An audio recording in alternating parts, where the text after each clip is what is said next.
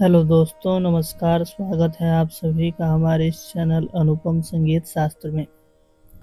यदि आप संगीत विषय से किसी भी परीक्षा की तैयारी कर रहे हैं तो हमारे साथ अवश्य जुड़िए, क्योंकि हम संगीत से संबंधित महत्वपूर्ण प्रश्नों को लाते रहते हैं।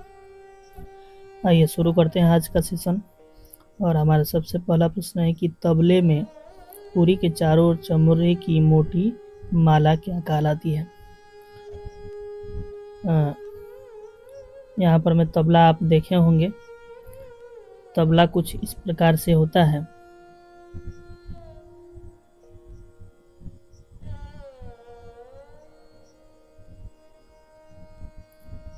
और यहाँ पर मैं जो इसकी बात करता है कि पूरी के चारों ओर चमड़े की मोटी माला, तो यहाँ पर मैं इसके चारों ओर कुछ इस प्रकार से आप देखेंगे तो गूंथा हुआ रहता है।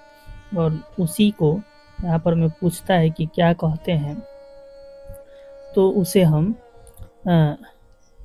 गजरा के नाम से जानते हैं। क्या कहा जाता है उसे?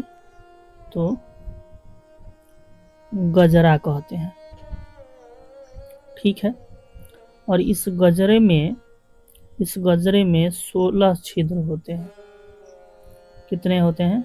तो 16 छिद्र होते हैं, जिनमें से बद्धी को गुजारा जाता है। बद्धी मतलब ठीक इसी प्रकार का यहाँ भी एक गजरा रहता है, और इससे लेकर के रस्सी को इस प्रकार से चारों तरफ से पिरोया जाता है, और यही रस्सी यहाँ पर में बद्धी कहलाती है। ठीक है, आगे चलते हैं। और दूसरा प्रश्न है कि तबले की पेंदी में चमड़े की बनी हुई एक माला जिसमें से बद्धी निकाली जाती है, उसे क्या कहते हैं? तो अभी अभी हमने आपको बताया कि उसी को जो वो रस्सी होता है, बद्धी जिसमें से गुजारते हैं, किंतु वो नीचे जो बना हुआ माला रहता है, ये हो गया। और ठीक गजरे के समान भी नीचे इसके पेंदी में भी एक बनाया जाता है, उसी तरह से गूंथा जाता है। तो उसको क्या कहते हैं? तो उसको गुड़ड़ी कहते हैं। क्या कहते हैं? गुड़ड़ी। ठीक है। अगला प्रश्न है कि तबले पर पूरी को बांधने अथवा कसने के लिए जिस चमड़े की डोरी का प्रयोग होता है, उसे क्या कहते हैं? तो ऊपर हमने बताया, उसे बद्धी के नाम से जाना जाता है। ठीक है, बद्धी कहते हैं। इसके अलावा इसका एक और नाम है, कहीं कहीं पर में इसे द्वाल भी कहा जाता है। ठीक है, द्वाल। यह गजरे और गुड़ड़ी में पूरी को कसने के लिए पिरोई जाती है। यह बद्धी जो होती है, यह गजरे और गुड़ड़ी में पूरी को कसने के लिए पिरोई जाती है। फिर से आपको बता दें कि इस तरह से तबला होता है, और यहीं पर आपका चारों तरफ ये गुड़ड़ी होता है ना, और तबला इस तरह से होता है, और यहाँ पर में चारों तरफ में गजरा होता है, और ये रस्सी जो गुजारी जाती है, चारों तरफ से बांधा इसको जाता है, यही आपका बद्धी कहलाती है। तो आप देख रहे हैं कि यहाँ भी गजरा में जुड़ रहा है और यहाँ भी गुड़ड़ी में जुड़ रहा है। तबला आप सामने से देखेंगे तो समझ जाएंगे। ठीक है। अगला प्रश्न है कि दाहिने तबले में बद्धी के नीचे लकड़ी के 8 छोटे छोटे टुकड़े को क्या कहते हैं? तबला में लकड़ी के छोटे छोटे टुकड़े लगाए जाते हैं, उस टुकड़े को क्या कहते हैं? यहाँ पर में उस टुकड़े को गट्टा नाम दिया जाता है। क्या कहा जाता है? तो गट्टा कहा जाता है। गट्टा कहा जाता है। ठीक है। इस गट्टे को नीचे खिसकाने से तबले का स्वर जो होता है ऊपर, ठीक है, एवं ऊपर खिसकाने से तबले का स्वर जो होता है वो नीचे हो जाता है। बात को समझिएगा। जब हम इस गट्टे को ऊपर खिसकाते हैं, इस गट्टे को ऊपर खिसकाते हैं, तो स्वर क्या होता है? स्वर क्या होता है? नीचे हो जाता है। और जब इसको हम नीचे खिसकाते हैं, तो स्वर ऊपर हो जाता है, ऊंचा हो जाता है। ठीक है, इसमें गट्टे कितने होते हैं, तबले में कितने गट्टे होते हैं, तो 8 गट्टे होते हैं, 8 गट्टे होते हैं। चलिए अगला प्रश्न है कि तबले के मुख्य कितने वर्ण हैं। तबले के मुख्य कितने वर्ण हैं, तो इसके मुख्यतः 10 वर्ण कहे जाते हैं। कितने वर्ण कहे जाते हैं, तो 10 वर्ण। तबले के मुख्य 10 वर्ण हैं। ठीक है, अगला प्रश्न है कि न, ना, ता, त, तिन, तुन किस पर बजने वाला बोल है। किस पर कहने का मतलब है कि तबले के 2 भाग होते हैं। तबले के 2 भाग होते हैं, एक को हम दायां कहते हैं और दूसरे को हम डग्गा या फिर बायां कहते हैं। क्या कहते हैं, तो डग्गा या फिर बायां कहते हैं। तो इसको हम कहते हैं दायां और इसको कहते हैं बायां या फिर डग्गा। ठीक है, ये हमारा सामान्यतः लकड़ी का बना होता है और ये स्टील, मिट्टी इत्यादि का बना होता है। तो ये जो बोल है इन दोनों में से किस पर बजते हैं, तो ये आपके दाएं पर बजने वाला बोल है। ठीक है, ये आपका यहाँ पर में उत्तर जो हो जाएगा, ये दाएं तबले।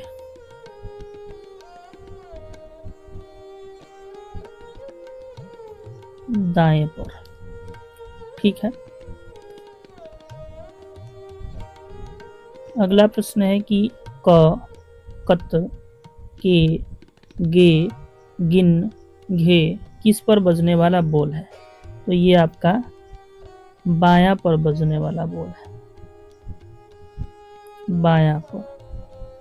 बायां पर बजने वाला बोल है। इसी बायां को हम क्या कहते हैं, तो डग्गा भी कहते हैं। क्या कहते हैं, डग्गा। डग्गा भी कहते हैं।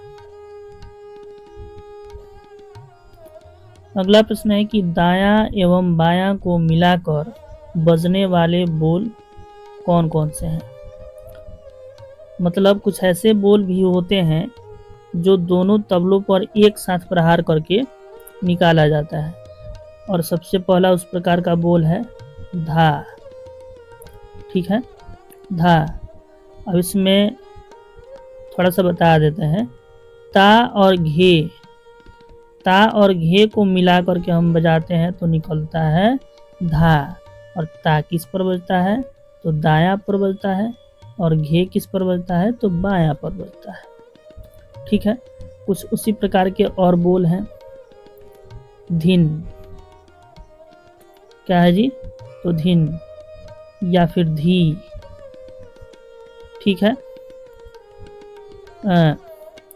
किड़नक, क्राण, धिन्ना इत्यादि इस प्रकार के बोल आपके दोनों के साथ में बजाए जाते हैं, दोनों पर एक साथ प्रहार करके निकाले जाते हैं।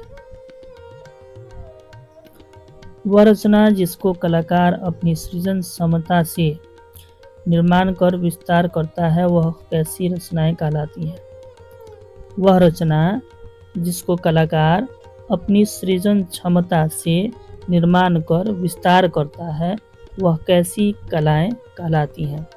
तो उस प्रकार की कला को हम विस्तारशील कला के नाम से जानते हैं। ठीक है,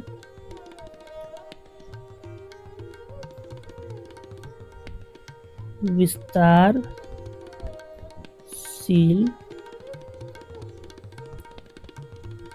रचनाएं, विस्तारशील रचनाएं कहलाती हैं। ठीक है, जैसे कायदा हो गया, पेशकार हो गया, रेला इत्यादि, ये सब विस्तारशील रचनाएं हैं।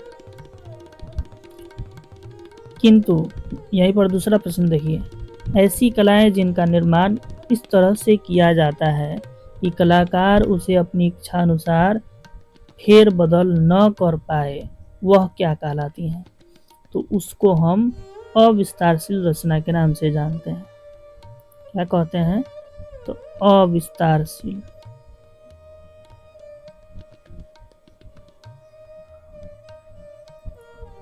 अविस्तारशील रचनाएं। अविस्तारशील रचनाएं, ठीक है। जैसे उठान हो गया, गत हो गया, टुकड़ा, पढ़न इत्यादि, ये सभी अविस्तारशील रचनाएं हैं। अगला प्रश्न है कि तबले के कितने भाग होते हैं? तबले के कितने भाग होते हैं? तो 2 भाग होते हैं। कौन कौन होते हैं? तो ऊपर हमने एक्सप्लेन पहले ही कर दिया है, दायां और बायां। कौन होता है जी? तो दायां होता है और दूसरा बायां होता है, ठीक है। अगला प्रश्न है कि तबले की स्याही किस चीज से बनाई जाती है? तबले की स्याही देखिए, चाहे वह डग्गा हो या फिर मुख्य तबला हो, इसके बीच में कुछ इस प्रकार से काले रंग का बना हुआ होता है, उसी को हम स्याही कहते हैं। और ये स्याही किस चीज़ की बनी हुई होती है? स्याही ये किस चीज़ की बनी हुई होती है? तो ये आपके लौह चूर्ण की बनी होती है। किसकी? तो लौह चूर्ण। लौह चूर्ण तथा कोयला एवं पक्के चावल। कोयला एवं पक्का चावल। पक्का चावल, इन तीनों का मिश्रण यहाँ पर में करके और लेप के रूप में लगाया जाता है इसको, ठीक है।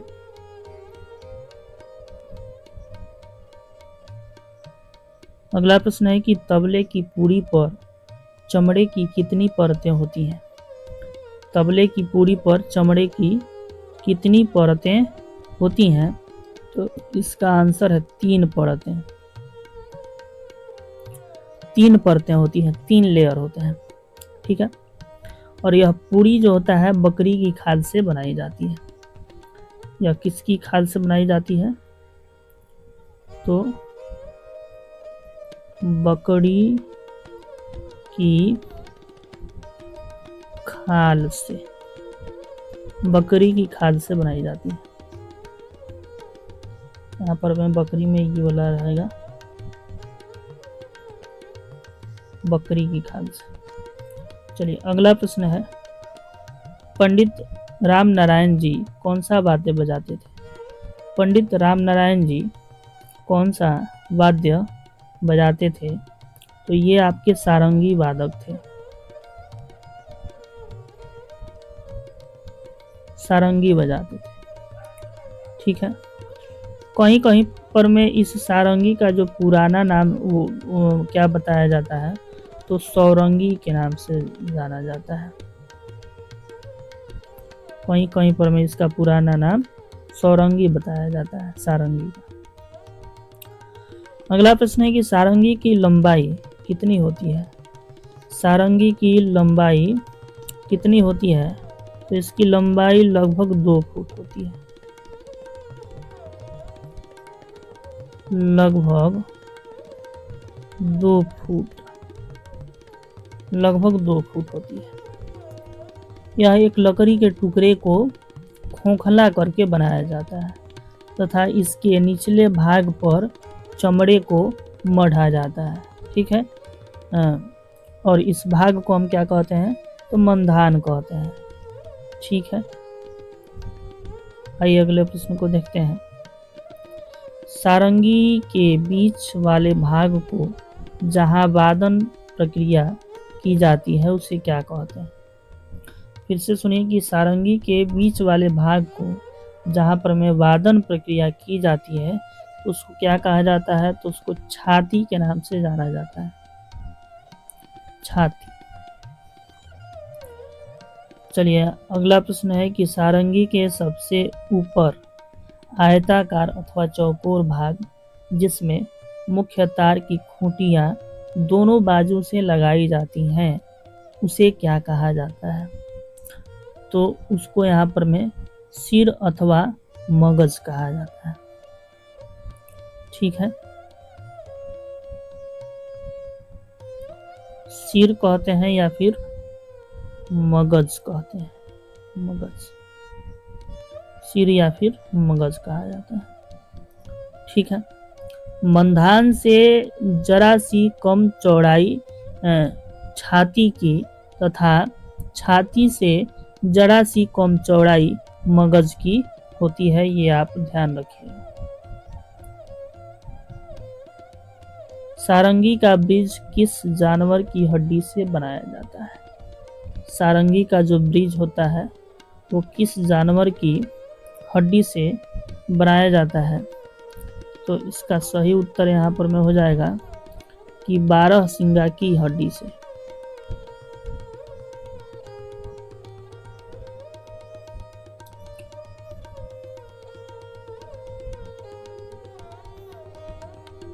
बारह सिंगा की हड्डी से बनाया जाता है।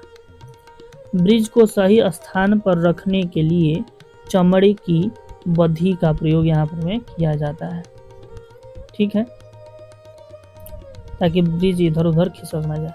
आइए अगला प्रश्न है कि उस्ताद बुंदू खां कौन सा वाद्य बजाते थे? उस्ताद बुंदू खां कौन सा वाद्य बजाते थे? तो इसका सही आंसर है सारंगी। ये सारंगी वादक थे।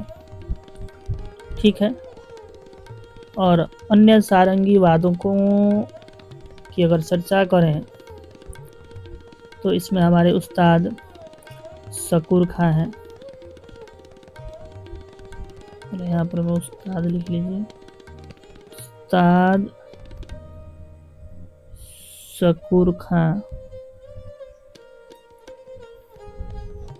उस्ताद अब्दुल लतीफ़ खां,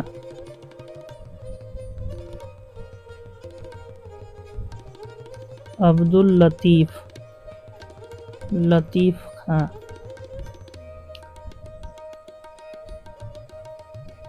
पंडित राम नारायण, जो कि ऊपर बता दिया गया है, इत्यादि। ठीक है, पंडित राम नारायण इत्यादि। तो साथियों, ये हमारा अंतिम प्रश्न था। इतने ही प्रश्नों के साथ समाप्त करेंगे। यदि आपको वीडियो पसंद आया है तो लाइक ज़रूर कीजिए, और अगर चैनल पे नए हैं तो सब्सक्राइब भी ज़रूर कर लीजिए। बाकी हम हमेशा ही इस प्रकार के महत्वपूर्ण प्रश्नों को लाते रहते हैं। आपके मन में जो भी प्रश्न है या जो कुछ भी आप पूछना चाहते हैं, कमेंट के माध्यम से अवश्य ही लिख करके बताइए। धन्यवाद।